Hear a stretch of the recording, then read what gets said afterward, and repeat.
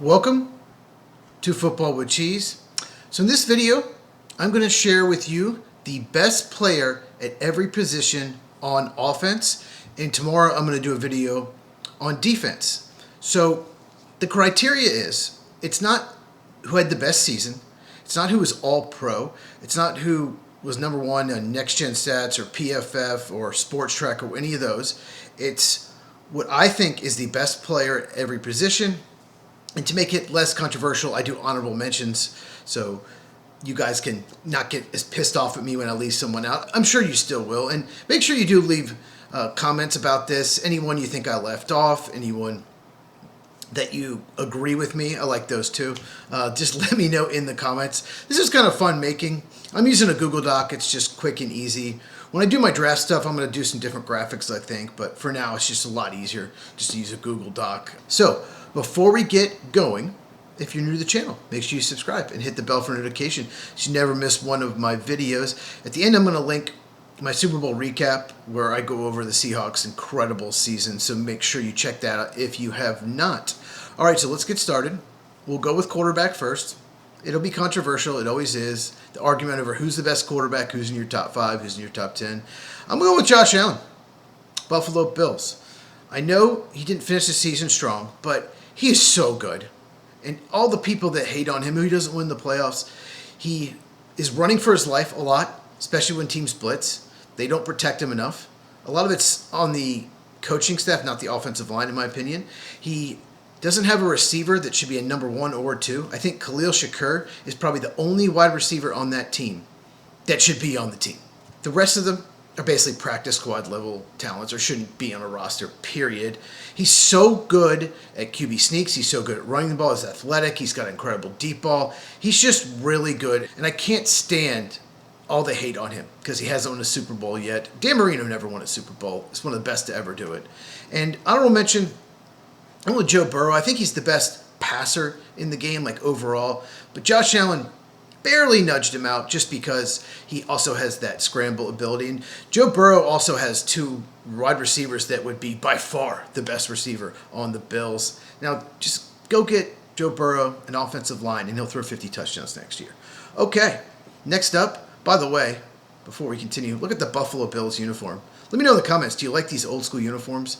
That's what the Bills looked like when I was a little kid. I just like it, maybe nostalgia. Okay, running back. I went Bijan Robinson, Atlanta Falcons. He is incredible. He's such a talent. He's just so good as a runner and so good as a receiver. Is he good at picking up the blitz? No, he's not. I wish he would give more effort there, but there's no doubt about it. He takes over games. If you watch the Atlanta Falcons, completely takes over, wins them some games every year. He's just big, fast, strong, instinctive, just incredible player. I got 2 honorable mentions, I believe. Yes. Devon Achane, Miami Dolphins. I had to put him on this list. He averaged 5.7 yards a carry last year with a shitty offensive line. He was awesome.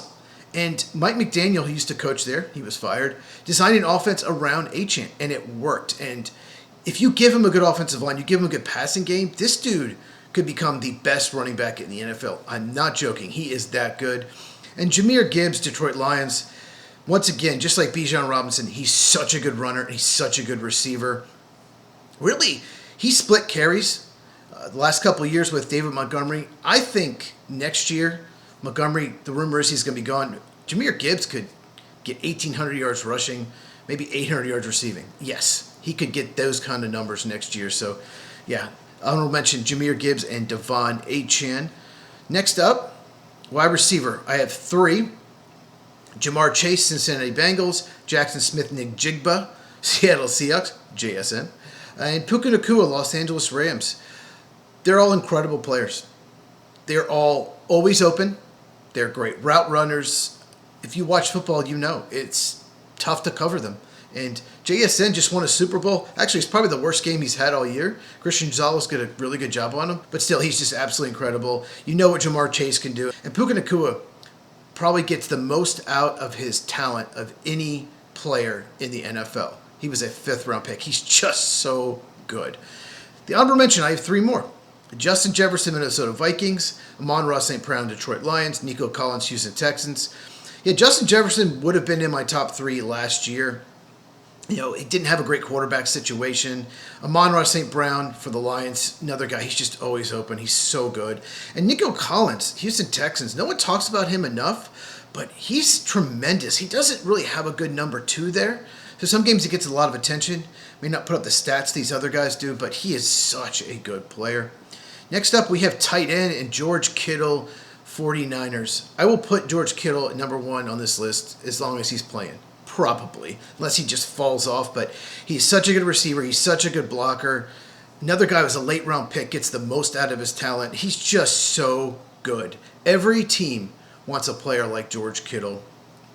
Honorable mention, should be pretty obvious, Brock Bowers and Trey McBride. Brock Bowers of the Raiders, Trey McBride of the Cardinals. Both are incredible receiving tight ends. Where Kittle gets ahead of them is he's just a better blocker than both of these guys.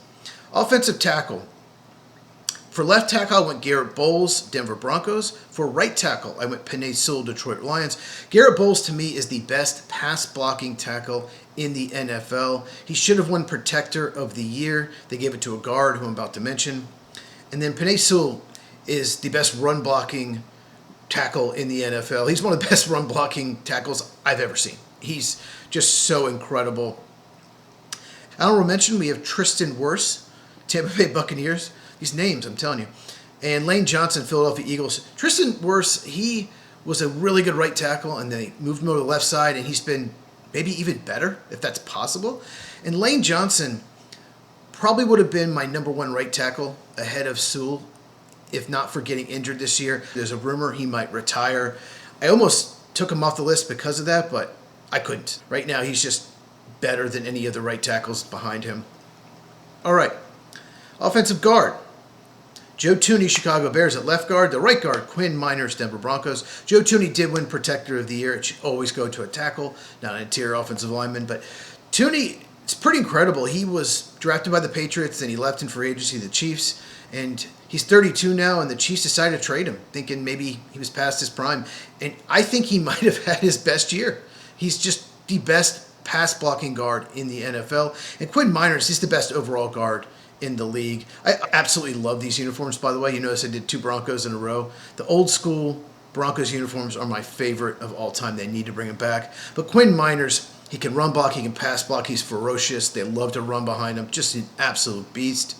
Honorable mention, left guard Quentin Nelson, Indianapolis Colts, and Chris Lindstrom, Atlanta Falcons. Both are outstanding veteran run blockers.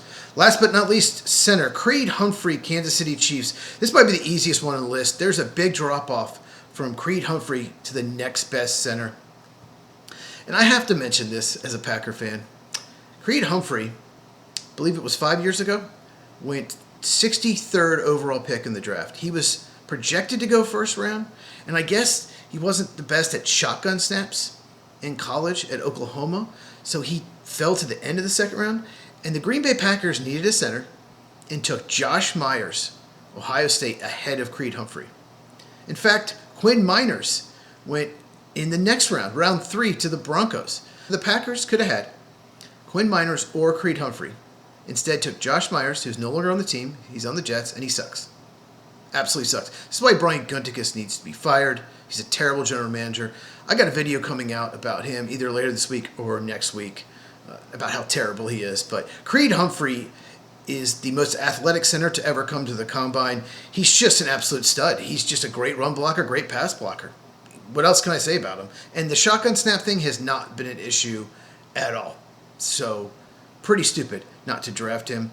And honorable mention, Tyler Linderbaum from Baltimore Ravens. He was a first-round pick out of Iowa. Undersized, but he's just really good. He was a little banged up this year. His play dropped off a little, but if he's healthy next year, I think he is the second best center in the NFL. Okay, so what do you think of the list? What do you agree most with me? What do you disagree on? Do you like these uniforms, the old school ones, the Broncos and the Bills? If you enjoyed this, make sure you give me a thumbs up. Really helps out the channel.